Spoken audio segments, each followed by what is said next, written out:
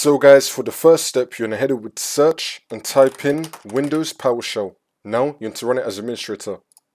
And now once this comes up, you're going to click on yes.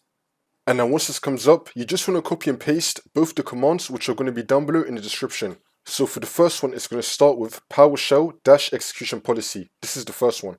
We're just going to highlight this one. Now, you're going to do Control-C on your keyboard to copy it. Come to PowerShell, and then do Control-V on your keyboard to paste it. And then click on enter. Wait for this to load. And now once that's been done, we're just going to copy and paste the second command. This one right here. You want to highlight the second one. It's going to start with Get-AppxPackage. You want to highlight this, do Control-C to copy it, and then come to PowerShell, and then do Control-V to paste it, and then click on enter. If you get anything red here, it's fine, just ignore it. And now once that's been done, for the second step, you're going to head over to search and type in WS reset. And now this will come up, you're going to click on this. It's now going to reset the Microsoft Store. And now we're just going to close out of this. And now for the next step, you're going to head over to search and type in CMD. Now you're going to run it as administrator.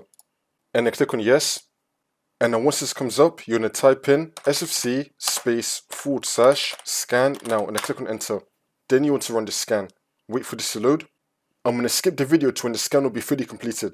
And now once that's been done, for the last step, you just want to restart your computer, and then the problem should be fixed.